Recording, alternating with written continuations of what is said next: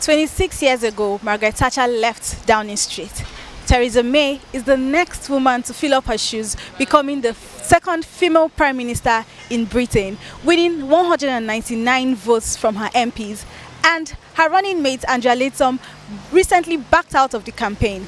The whole event has unveiled so fast, and we have so many questions to ask. But first, is Theresa May the right person to fill up the shoes?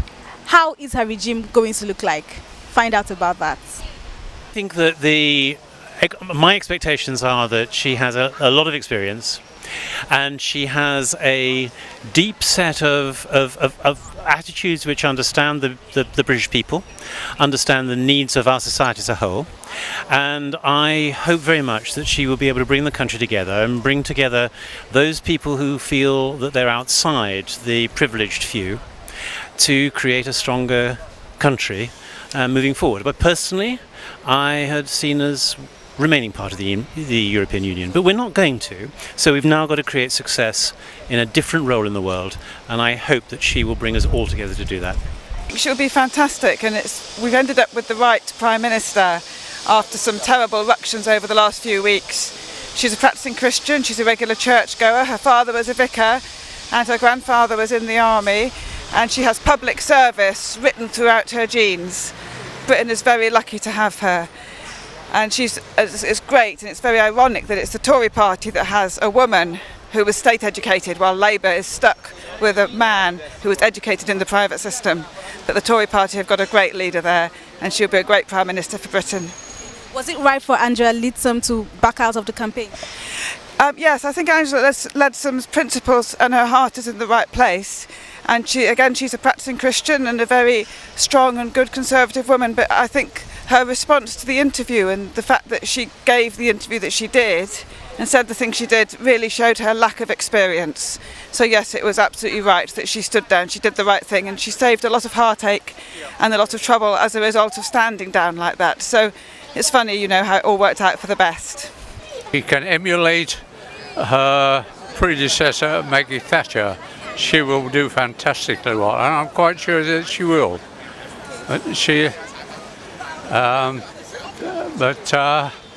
No, I think the other thing is that because the Conservatives have settled this so quickly, we can now get on with Brexit, although of course they insist on going away for about 6 weeks holiday. But there isn't going to be the backbiting that is in the other party, obviously. I don't know, I'm not quite sure what he has achieved, except for the fact that he has managed to get an overall majority, which is an important thing for the next 5 years. You obviously don't have to guess which party I support. David Cameron. She's a very capable politician, but I'm not sure. She has a very impossible job, isn't she? Because I think whatever deal she brings back from Europe won't be good enough for a lot of people who voted leave. What legacies do you think David Cameron is going to leave behind? I think if you talk about David Cameron, in his legacy, we'll only remember the one word taken us out of Europe. Same reason that people now say Tony Blair, you think of Iraq. Years to come, you think of David Cameron, you'll think about the EU referendum. Whatever David Cameron's done, good or bad, he will be tainted by the EU referendum. May is definitely the best candidate of all that were in the leadership campaign, and I think she's a steady and good influence and force for the country, and I have high hopes for her as Prime Minister. I think she'll do a good job for the country. Was it right for Angela Latham to back out of the campaign? I think it was the best thing that she could have done. I think she didn't have enough experience to be Prime Minister. She had never held a cabinet post, and I don't think it was the right time for her. But who knows, in a few years' time, she may be a candidate again. But I think it was the right thing. She made the right decision for both herself and the country, I think. I think his legacy will be mixed, to be honest. I think he's done some very good things for the country, but also the referendum itself has left the country in a bit of a mess. I don't think you can deny that. And it's unfortunate that some of the good things that he's done over the years will be overshadowed by that. Thank you very much. Okay. Do you think Theresa May is capable for this position? I think so. I think it's good to have a woman in power. I'm not particularly a fan of the Conservatives, but I think she seems like she's sensible and quite positive. David Cameron, what legacies do you think he's leaving behind? Well, obviously Brexit, free schools. Not really sure what else his legacy would be. Worries about whether the Britain will split up, whether Scotland will get independence. I think he's not done particularly well at that. Okay, thank you. We'll tell whether she'll be a good Prime Minister or not. And what are your expectations? I couldn't say at this stage, it's too early to say. Okay. Do you think David Cameron has left a good legacy so far? No, Why? Why is that? because I think the referendum was completely unnecessary and is potentially could be very damaging for the country in the future. Brexit campaign. So she's very much not the right person to be leading the country out of the EU. What about David Cameron? Do you think he has left any legacies behind? Well, he's left the legacy of us abandoning the EU, so that's a pretty big one. I think he's done a good job considering he was a coalition Prime Minister and then he's strung out on his own after the election. Thank you. Stage that David Cameron has had to resign. I think he's been quite a good leader. I think he shot himself in the foot by going for the referendum.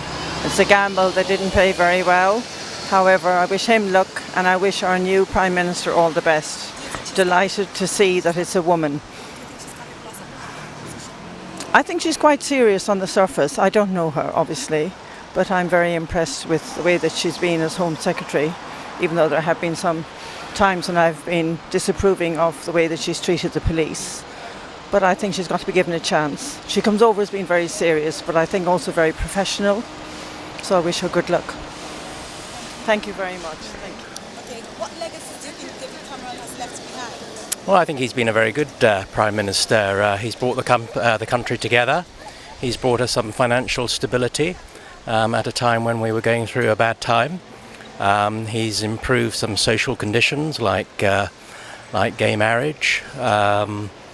And I think his legacy will be a good one. But unfortunately, of course, he will always be remembered for Brexit.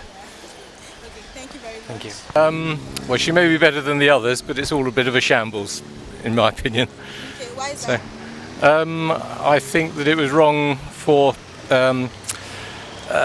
David Cameron to get pushed into having a referendum. I think the result has split the country, and I think Theresa May is being forced into a position that's perhaps more extreme than she'd like, so it's not where I would like us to be.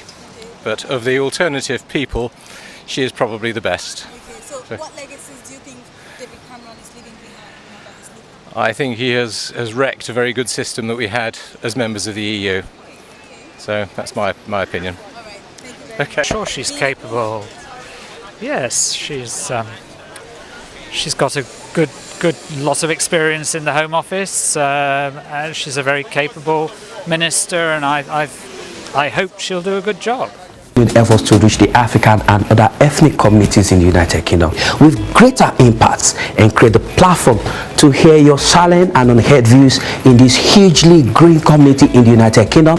Our channel Bentv presents to you another live current affairs television program. Our focus on the program is to review and discuss issues around the diaspora community in the UK. The program offers you that unrestricted voice on issues affecting you in the UK. Join us live every Monday at 10 a.m. to 12 noon. Another business segment of Dialogue in Diaspora, 2 to 3 p.m. every Monday. But guess what? You can be part of the program. Just send us an email at bentelevisionuk@gmail.com. Dialogue in Diaspora, your voice, your opinion on our TV. There as well. Good afternoon. When I first stood here in Downing Street on that evening in May 2010, I said we would confront our problems as a country and lead people through difficult decisions so that together we could reach better times. It's not been an easy journey, and of course we've not got every decision right. But I do believe that today our country is much stronger. Above all, it was about turning around the economy, and with the deficit cut by 2/3, 2.5 million more people in work, and 1 million more businesses, there can be no doubt that our economy is immeasurably stronger. Politicians like to talk about policies, but in the end, it is about people's lives. I think of the people doing jobs who were previously unemployed. I think of the businesses that were just ideas in someone's head and that today are making a go of it and providing people with livelihoods. I think of the hard-working families paying lower taxes and getting higher wages because of the first ever national living wage. I think of the children who are languishing in the care system and who've now been adopted by loving families. I think of the parents now able to send their children to good and outstanding schools, including free schools, that simply didn't exist before. I think of over 200,000 young people who've taken part in National Citizen Service, the fastest growing youth programme of its kind in the world, something that again wasn't there 6 years ago. I think of the couples who've been able to get married who weren't allowed to in the past. And I think of the people on the other side of the world who wouldn't have had clean drinking water, the chance to go to school, or even be alive, were it not for our decision to keep our aid promises to the poorest people and the poorest countries in our world. And we've used our stronger economy to invest in our health service. When I walked in there were 18,000 people waiting over a year for their operation. Today it's just 800. Too many, still too long, but our NHS is a national treasure and one whose staff perform miracles, as I've seen, every day. And we've strengthened our nation's defences with submarines, destroyers and frigates and soon aircraft carriers rolling out of our shipyards to keep our country safe in a dangerous world. These are the choices and the changes that we've made. And I want to thank everyone who's given so much support to me personally over these years. The incredible team at Number 10, the civil servants whose professionalism and impartiality is one of our country's greatest strengths, and my political advisors, some of whom have been with me since the day I stood for my party's leadership 11 years ago. I want to thank my children, Nancy, Elwyn and Florence, for whom Downing Street has been a lovely home over these last 6 years. They sometimes kick the red boxes full of work. Florence, you once climbed into one before a foreign trip and said, "Take me with you." Well, no more boxes. And above all, I want to thank Samantha, the love of my life. You have kept me vaguely sane, and as well as being an amazing wife, mother and businesswoman, you have done something every week in that building behind me to celebrate the best of voluntary service in our country. We will shortly be heading to Buckingham Palace to see Her Majesty the Queen, where I'll tender my resignation as Prime Minister. And I would advise Her Majesty to invite Theresa May to form a new administration. I'm delighted that for the second time in British history, the new Prime Minister will be a woman, and once again a Conservative. I believe Theresa will provide strong and stable leadership in fulfilling the Conservative manifesto on which we were elected, and I wish her well in negotiating the best possible terms for Britain's exit from the European Union. Let me finish by saying this. The spirit of service is one of this country's most remarkable qualities. I've seen that service day in, day out in the incredible work of our armed forces, our intelligence agencies and our police. It is something I always knew, but as Prime Minister you see it so directly that it blows you away. And of course, writing those heartbreaking letters to the families who've lost loved ones is a poignant reminder of the profound scale of what these men and women give for us in the defence of our freedoms and our way of life. We must never forget that. In a different way, I've seen the same spirit of service in the amazing contributions of countless volunteers in communities up and down our country who are making our society bigger and stronger.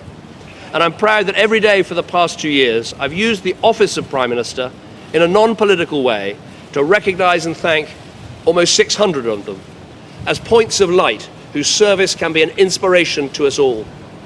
For me, politics has always been about public service in the national interest.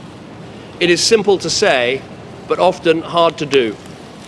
But one of the things that sustains you in this job is the sense that, yes, our politics is full of argument and debate, and it can get quite heated, But no matter how difficult the decisions are, there's a great sense of British fair play, a quiet but prevailing sense that most people wish their Prime Minister well and want them to stick at it and get on with the job. So I want to take this moment to say thank you to all those who've written letters and emails offering me that support, people who I'll never get to meet and never get to thank personally. It has been the greatest honour of my life to serve our country as Prime Minister over these last 6 years, and to serve as leader of my party for almost 11 years.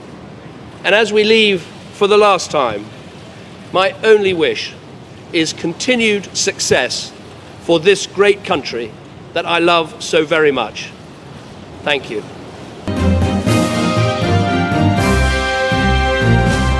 I have just been to Buckingham Palace, where Her Majesty the Queen has asked me to form a new government, and I accepted. In David Cameron, I follow in the footsteps of a great modern Prime Minister. Under David's leadership, the government stabilised the economy, reduced the budget deficit, and helped more people into work than ever before. But David's true legacy is not about the economy, but about social justice. From the introduction of same-sex marriage to taking people on low wages out of income tax altogether, David Cameron has led a one-nation government, and it is in that spirit that I also plan to lead. Because not everybody knows this, but the full title of my party is the Conservative and Unionist Party. And that word unionist is very important to me.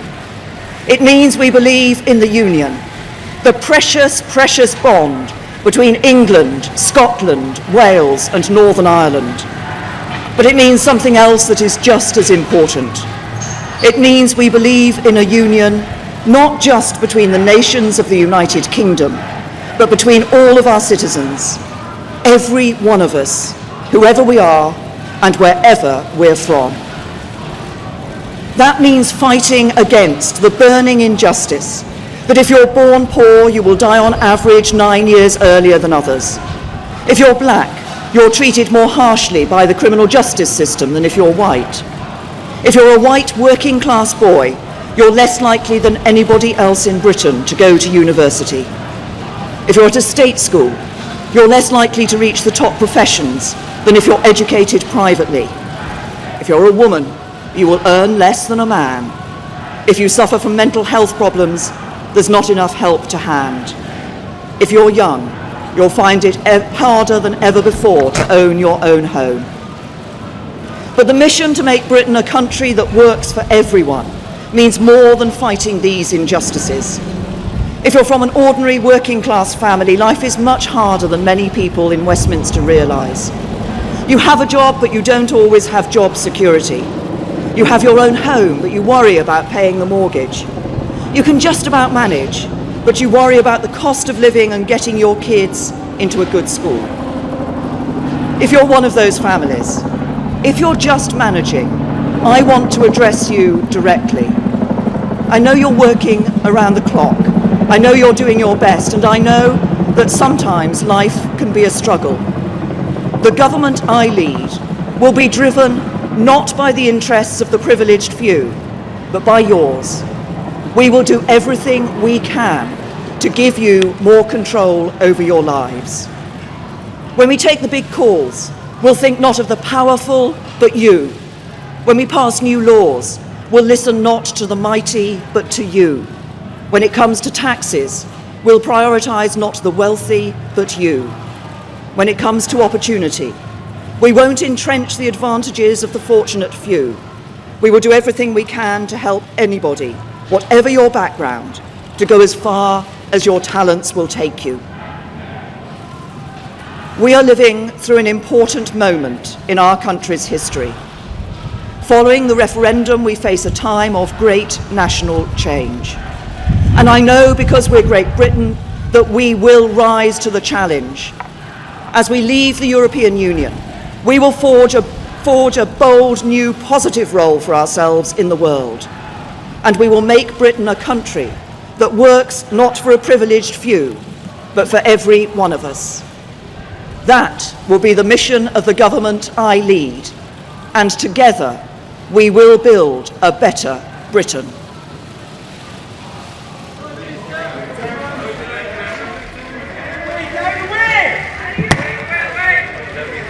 Theresa May, after being asked by the Queen to form her government, became the Conservative Prime Minister in Britain. On her first day in office at number 10 Downing Street, her main agenda was to appoint her cabinet leadership, as Philip Hammond was appointed Chancellor of the Exchequer. He was Foreign Secretary under David Cameron from 2014 to 2016. Having previously served as Defence and Transport Secretary, he replaces George Osborne. The former Mayor of London, Boris Johnson, succeeding Philip Hammond as the Foreign Secretary. Filling up the shoes and vacancy left by Mrs. May and a strong Remain campaigner, Amber Road, has been made the Home Secretary. Michael Fallon has kept his job at the Ministry of Defence, a position the 64-year-old man held since 2014. And despite earlier speculation, Health Secretary Jeremy Hunt remains in his post as Health Secretary, amongst others. As the UK recovers from one of its greatest decisions of leaving the EU, a change in leadership, we hope it will breathe a sigh of relief soon. I am Osari Menopaloa, reporting for Bentv News. Continued efforts to reach the African and other ethnic communities in the United Kingdom with greater impacts and create the platform to hear your silent and unheard views in this hugely growing community in the United Kingdom. Our channel, Bentv, presents to you another live current affairs television program. Our focus on the program is to review and discuss issues around the diaspora community in the UK. The program offers you that unrestricted voice on issues affecting you in the UK. Join us live every Monday at 10 a.m. to 12 noon. Another business segment of Dialogue in Diaspora, 2 to 3 p.m. every Monday. But guess what? You know you can be part of the program. Just send us an email at bentelevisionuk@gmail.com. Dialogue in Diaspora, your voice, your opinion on our TV.